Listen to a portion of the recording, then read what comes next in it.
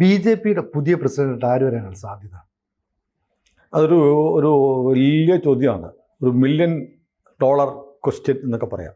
BJPയുടെ വിവിധ സംസ്ഥാനങ്ങളിലെ പ്രസിഡന്റുമാരുടെ കമ്മിറ്റികളുടെയൊക്കെ തെരഞ്ഞെടുപ്പ് നടന്നുകൊണ്ടിരിക്കുകയാണ്. 15-16 തീയതി ഈ മാസം ആകുമ്പോഴത്തേക്ക് ഈ നടപടികൾ പൂർത്തിയാകും എന്നാണ് പറയുന്നത്. ഇപ്പോൾ BJPയുടെ അധ്യക്ഷൻ എന്ന് പറയുന്നത് നദ്ദയാണ്. നദ്ദ കഴിഞ്ഞ പാർലമെൻറ്റ് തിരഞ്ഞെടുപ്പിന് ശേഷം കേന്ദ്ര ആരോഗ്യമന്ത്രിയായി. സാധാരണ അങ്ങനെ മന്ത്രിസ്ഥാനം കിട്ടുമ്പോൾ മന്ത്രിസഭാ ചുമതലയിലേക്ക് മാറുമ്പോൾ BJPയുടെ അധ്യക്ഷ സ്ഥാനം ഒഴിയുന്നതാണ്. പിന്നെ പല ഇക്വേഷനുകളൊക്കെ നോക്കിയിട്ടാണ് BJPയുടെ അധ്യക്ഷനെ തീരുമാനിക്കുന്നത്. RSSൻ്റെ ഒരു താല്പര്യങ്ങൾ അതിനകത്ത് റിഫ്ലക്റ്റ് ചെയ്യാറുണ്ട്. അങ്ങനെ BJPയുടെ അധ്യക്ഷനെ തീരുമാനിക്കുന്നത് ഇങ്ങനെ നീണ്ടു പോവുകയാണ്. അനിശ്ചിതകാലം അങ്ങനെ കൊണ്ടുപോകാനും പറ്റില്ല. BJPക്ക് ഒരു പ്രസിഡന്റ് ഉണ്ടായേ പറ്റുള്ളൂ. അപ്പോൾ പല പേരുകൾ ഇങ്ങനെ പറയുന്നുണ്ട്. ഫട്നാവിസിൻ്റെ പേര് ഒരു ഘട്ടത്തിൽ ഒരുപാട് പറയുന്നുണ്ടായിരുന്നു അല്ലേ? അതെ. പക്ഷേ ഇപ്പോൾ അദ്ദേഹം മുഖ്യമന്ത്രിയായി. അങ്ങനെ നേരത്തെ പറഞ്ഞു കേട്ട പല പേരുകാരും ഇപ്പോൾ കേന്ദ്ര മന്ത്രിസഭയിലും പല സംസ്ഥാനത്തെ മുഖ്യമന്ത്രിമാരും ഒക്കെ ആയിട്ട് ഓരോ ബർത്തിൽ ഇരിക്കുന്നവരാണ്. അപ്പോൾ അങ്ങനെ ഇരിക്കുന്നു എന്നതുകൊണ്ട് അവരെ അവിടെ നിന്ന് ഒഴിവാക്കി പ്രസിഡന്റ് ആക്കിക്കൂടാവുന്നില്ല. അപ്പോൾ ഫട്നാവിസിനെ സംബന്ധിച്ച് പൊളിറ്റിക്കലി ഏറ്റവും കൂടുതൽ അദ്ദേഹത്തിന് ഗെയിനുള്ളത് മഹാരാഷ്ട്ര മുഖ്യമന്ത്രി, ഇന്ത്യയിലെ ഏറ്റവും ശക്തമായ ഏറ്റവും സമ്പന്നമായ ഇന്ത്യയുടെ വ്യാവസായിക തലസ്ഥാനമായ ബോംബെ ഉള്ള മഹാരാഷ്ട്രയിലെ മുഖ്യമന്ത്രി എന്ന് പറഞ്ഞാൽ ഇന്ത്യയിലെ ഏറ്റവും പവർഫുള്ളായ മുഖ്യമന്ത്രിയാണ്. പക്ഷേ അതിനേക്കാളും പവർഫുള്ളായ പോസ്റ്റാണ് BJPയുടെ ദേശീയ അധ്യക്ഷൻ. ഈ പറഞ്ഞ മഹാരാഷ്ട്ര മുഖ്യമന്ത്രി ഉൾപ്പെടെ ഇന്ത്യയിലെ എല്ലാ മുഖ്യമന്ത്രിമാരെയും നിയന്ത്രിക്കാനും അവർക്ക് നിർദ്ദേശങ്ങൾ കൊടുക്കാനും കഴിയുന്ന അതിപ്രബലമായ ഒരു സീറ്റാണ് BJP അധ്യക്ഷൻ്റെത്. ഇന്നിപ്പോൾ ഭരണകക്ഷി എന്ന നിലയിലും മാത്രമല്ല, ലോകത്തിലെ ഏറ്റവും വലിയ രാഷ്ട്രീയ പാർട്ടി BJP ആണല്ലോ. അതെ.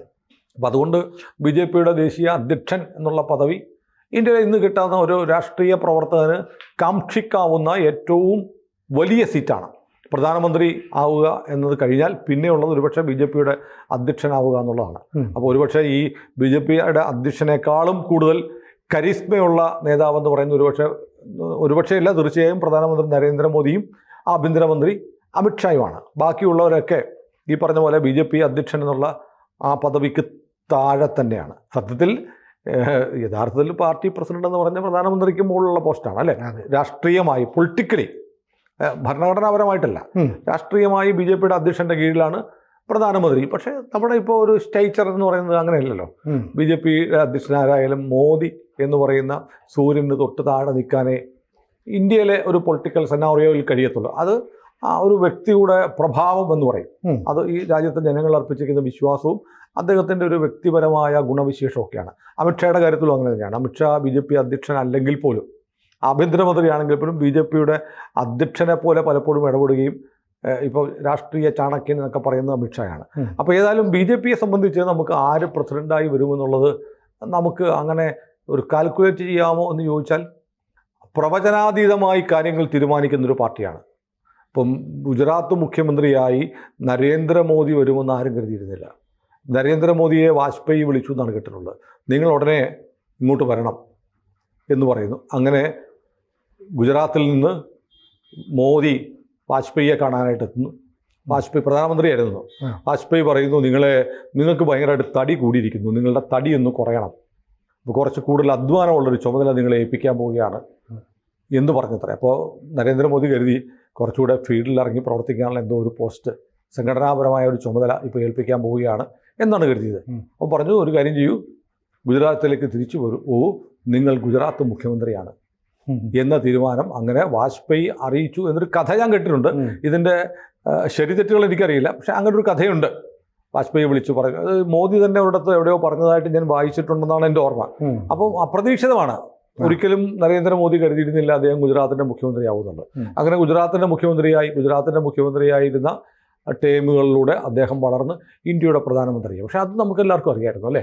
ഗുജറാത്ത് മുഖ്യമന്ത്രിയായിരിക്കുന്ന മോദി അടുത്ത പ്രധാനമന്ത്രി സ്ഥാനത്തേക്ക് വളർന്നുകൊണ്ടിരിക്കുകയാണെന്നുള്ളത് എല്ലാവർക്കും അറിയാം. വലിയ ഫിഗറായി മാറിക്കൊണ്ടിരിക്കുന്നു. അതെ, വളരെ പെട്ടെന്ന്. ഞാനിവിടെ ഓർക്കുന്നത് നമ്മുടെ എറണാകുളത്ത് ഹൈക്കോടതിയിലെ ഈ കമ്പനി കേസുകൾ കൈകാര്യം ചെയ്യുന്ന ഏറ്റവും പ്രഗത്ഭനായ അഭിഭാഷകനാണ് അഡ്വക്കേറ്റ് പത്രോസ് മത്തായി. അദ്ദേഹം, ഞാനപ്പോൾ ഒന്ന് കേരളകൗമുദിയിലായിരിക്കുമ്പോൾ കേരളകൗമുദിയുടെ കമ്പനി കേസുകൾ നോക്കിയിരുന്നത് പത്രോസ് മത്തായി സാറാണ്. ഞാൻ പത്രോസ് മത്തായി സാറിൻ്റെ ഓഫീസിൽ പോയിരിക്കുമ്പോൾ ഇങ്ങനെ ചിലപ്പം കമ്പനി കാര്യത്തിനാണ് പോകുന്നത്, കമ്പനിയെ റെപ്രസെൻ്റ് ചെയ്ത് ഞാനാണ് അദ്ദേഹമായിട്ട് സംസാരിക്കാനൊക്കെ പോകുന്നത്. അപ്പോൾ രാഷ്ട്രീയമൊക്കെ പറയും. ഗുജറാത്ത് മുഖ്യമന്ത്രിയായ മോദിയെക്കുറിച്ച് സംസാരിക്കുമ്പോൾ അന്ന് ഈ പറഞ്ഞ പോലെ കേരളത്തിൽ ഈ കൃസംഗി ഒന്നുമില്ല. പക്ഷേ കമ്പനി അഫയേഴ്സ് മാത്രം നോക്കുന്ന, കമ്പനി മാറ്റേഴ്സ് നോക്കുന്ന ഒരു ലീഡിങ് അഡ്വക്കേറ്റായ പത്രോസ് മത്തായി സാറ് അന്ന് മോദിയെക്കുറിച്ച് പറയുമ്പോൾ ഭയങ്കര ആവേശത്തോടെ സംസാരിക്കുമായിരുന്നു. ഗുജറാത്ത് കണ്ട് പഠിക്കണം, ഗുജറാത്തിലുണ്ടാകുന്ന മാറ്റം, ഗുജറാത്തിലെ വ്യവസായ ലോകത്തുണ്ടാകുന്ന മാറ്റം. ഇപ്പം ഈ ഇൻഡസ്ട്രിയൽ മേഖലയിൽ വ്യവസായികൾ കമ്പനി കാര്യങ്ങൾ നോക്കുന്ന വക്കീലാണല്ലോ. അദ്ദേഹം ഒരുപാട് കമ്പനികളുടെ കേരളത്തിലുള്ളതും കേരളത്തിന് പുറത്തുമായ ഒരുപാട് കമ്പനികളുടെ കേസ് നോക്കുന്നുണ്ട്. കാരണം കേരളത്തിന് പുറത്തുള്ള കമ്പനികൾക്കും കേരളത്തിൽ പ്രവർത്തിക്കുമ്പോൾ ഹൈക്കോടതിയിലുള്ള ലീഗൽ മാറ്റേഴ്സ് വരുമ്പോൾ പത്രോസ് മത്തായി സാറാണ് നോക്കുന്നത്. അപ്പോൾ സാറിനോട് പറയുമായിരുന്നു, എല്ലാ വ്യവസായികൾക്കും വലിയ താല്പര്യമാണ്.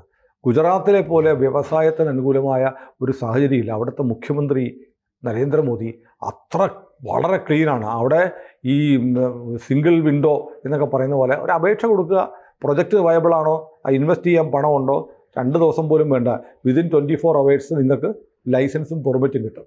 അങ്ങനെയാണ് ഗുജറാത്ത് മാറിക്കൊണ്ടിരിക്കുന്നത്. ഇങ്ങനെയാണ് ഇന്ത്യ മുഴുവൻ മാറേണ്ടത്.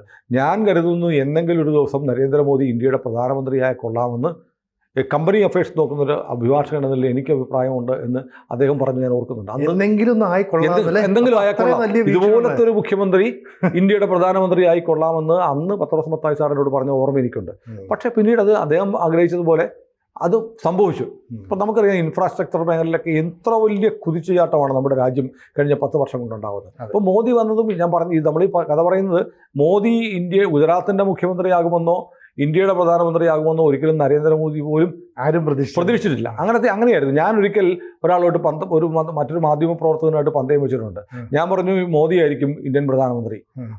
എന്നോട് അദ്ദേഹം പറഞ്ഞു, വളരെ എന്നെക്കാളും പുള്ളി പറഞ്ഞു, ഒരു കാരണവശാലും ആവത്തില്ല, ബെറ്റ് വെച്ചോന്ന് ചോദിച്ചു. ബെറ്റ് വെച്ചു. ആ ബെറ്റ് വെച്ച കാശും എനിക്ക് കിട്ടി ഇലക്ഷൻ കഴിഞ്ഞപ്പോഴത്തേക്ക്. അപ്പോൾ ഏതായാലും അങ്ങനെ അത്ഭുതപ്പെടുന്ന തീരുമാനങ്ങൾ. ഇപ്പോൾ ഡൽഹി ഇലക്ഷൻ കഴിഞ്ഞല്ലേ, ഡൽഹിയിൽ മറ്റേ പർവേഷ് വർമ്മ കെജ്രിവാളിനെ മലർത്തിയടിച്ചു. അതെ, അന്ന് പർവേഷ് വർമ്മ മുഖ്യമന്ത്രിയാവുന്ന എല്ലാവരും പറഞ്ഞു മുഖ്യമന്ത്രി. അങ്ങനെയാണ് വാർത്തകൾ, അങ്ങനെയാണ്. അദ്ദേഹത്തിൻ്റെ ഇന്റർവ്യൂസ് വന്നു. അദ്ദേഹം പോലും പറഞ്ഞു അത് പാർട്ടി തീരുമാനിച്ചാൽ നമ്മൾ ചെയ്യും എന്ന തരത്തിലൊക്കെ പറഞ്ഞു. പക്ഷേ അവസാനം വന്നപ്പോഴത്തേക്ക് പർവേഷ് വർമ്മ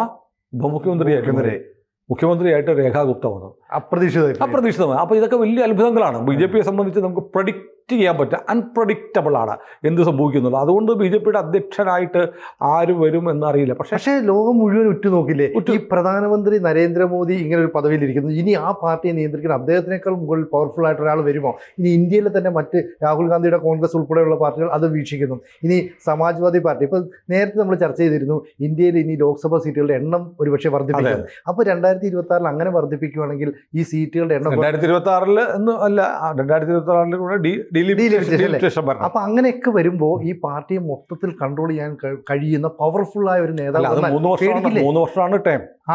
മാത്രമല്ല ഇന്ത്യയിലെ ഏറ്റവും വലിയ പാർട്ടിയുടെ അധ്യക്ഷ സ്ഥാനത്ത് വരുന്ന ആൾ ആണാവട്ടെ പെണ്ണാവട്ടെ മോസ്റ്റ് പവർഫുൾ പേഴ്സൺ ആണ്. അതും അതീവ സുരക്ഷയൊക്കെ കൊടുക്കുന്ന ഒരു പദവിയാണ്.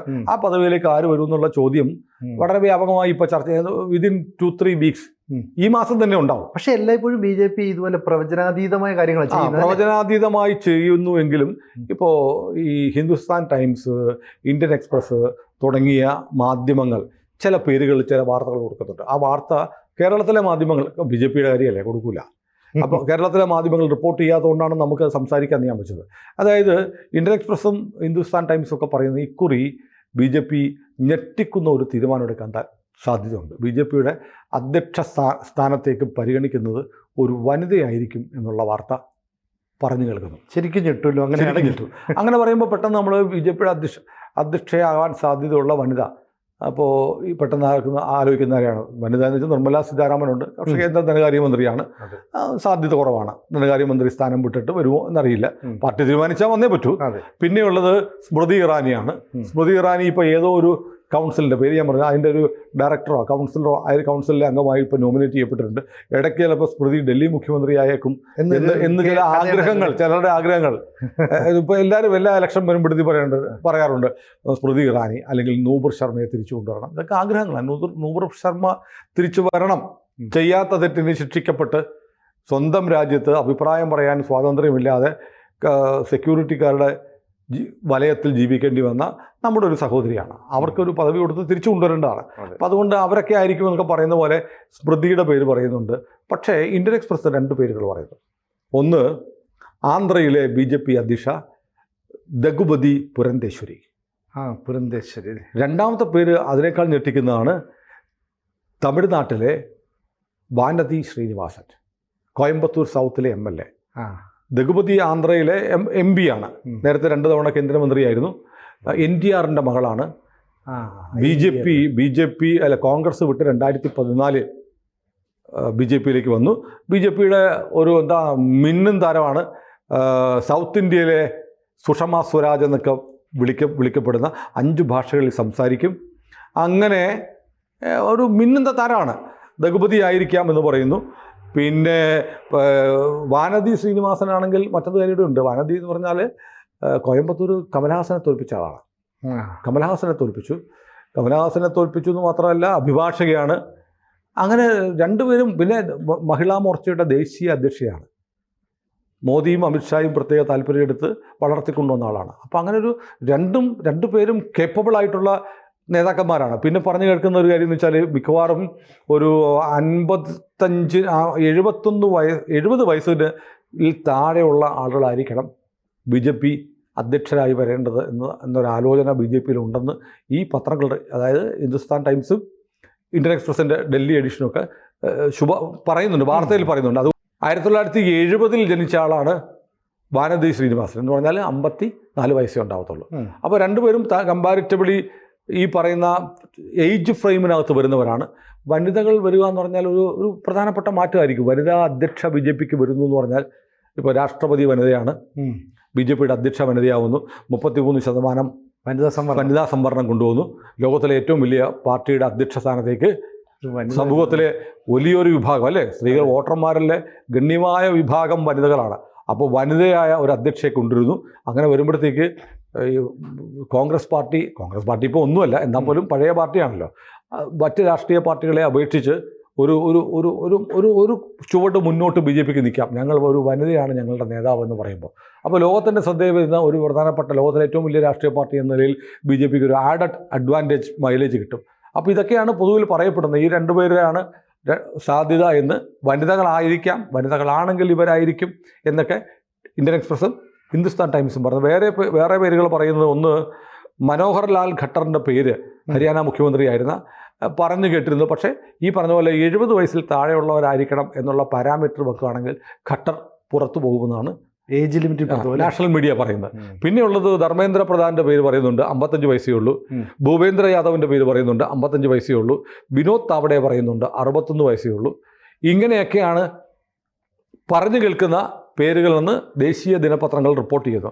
പിന്നെ മാത്രമല്ല, ഏറ്റവും പ്രധാനപ്പെട്ടത് ബീഹാറിൽ ഈ വർഷം തന്നെ തെരഞ്ഞെടുപ്പ് നടക്കും, നിയമസഭാ തെരഞ്ഞെടുപ്പ്. ഉത്തർപ്രദേശ്, വെസ്റ്റ് ബംഗാൾ, തമിഴ്നാട്, ആസാം, ഗുജറാത്ത് തുടങ്ങിയ വളരെ പ്രധാനപ്പെട്ട ഏറ്റവും കൂടുതൽ MLAമാരുള്ള MP-മാരും ഉള്ള സംസ്ഥാനങ്ങൾ. അതായത് ഉത്തർപ്രദേശ് അഭിമാന പ്രശ്നമാണ് നിലനിർത്തുക, യോഗിയുടെ മണ്ഡലമാണ്. ബംഗാളിൽ ഭരണം പിടിക്കുക എന്നുള്ളത് പ്രധാനപ്പെട്ട യജ്ഞമാണ്. ഇപ്പോൾ മോഹൻജി ഭാഗവത് 10 ദിവസമാണ് അവിടെ ഒരു ക്യാമ്പിൽ പങ്കെടുത്തത്. വലിയ തോതിലുള്ള അടിയൊഴുക്കുകൾ ഇപ്പോൾ തന്നെ ആരംഭിച്ചിട്ടുണ്ട്. സംഘടനാ പ്രവർത്തനം നന്നായി നടക്കുന്നു. ആസാം, ഹിമന്തയുടെ ആസാം, അതും നിലനിർത്തുക എന്നുള്ള വളരെ പ്രധാനപ്പെട്ടതാണ്.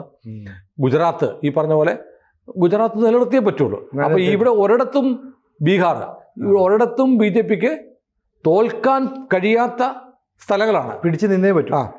ബംഗാൾ പിടിക്കുകയും വേണം, ബാക്കിയുള്ളിടത്ത് പിടിച്ചു നിന്നേ പറ്റുള്ളൂ. ആ സമയത്ത് പാർട്ടിയെ നയിക്കാൻ കഴിയുന്ന ഒരു പ്രസിഡന്റ് വരണം. നിർണായകമായ വലിയ ഭാരിച്ച ഉത്തരവാദിത്വമാണ് ഈ പ്രസിഡൻ്റായി വരുന്ന ആൾക്ക് ഈ ഒരു ടേമിലുണ്ടാവുക. അപ്പം ഞാനിങ്ങനെ പെട്ടെന്ന് ആലോചിക്കുകയായിരുന്നേ, ഇനി വാനതി ശ്രീനിവാസൻ എങ്ങാനും തമിഴ്നാട്ടിൽ നിന്ന് BJP അധ്യക്ഷയായിരിക്കട്ടെ, തമിഴ്നാട്ടിലെ അവസ്ഥ എന്തായിരിക്കും? അതായത് ദേശീയ രാഷ്ട്രീയത്തിൽ സ്റ്റാലിനേക്കാളും വലിയ ഒരു ഫിഗർ തമിഴ്നാട്ടിൽ നിന്ന് വരുന്നു, അല്ലേ? സങ്കല്പിക്കാൻ പറ്റുമോ? ദ്രാവിഡ പാർട്ടികൾക്ക് സ്റ്റാലിനൊന്നും പിന്നെ ഒന്നുമല്ല. BJPയുടെ ദേശീയ അധ്യക്ഷ തമിഴ്നാട്ടിൽ നിന്ന് വന്നാൽ സ്റ്റാലിൻ പിന്നെ വെറും 0 ആണ് അതിന് മുന്നിൽ.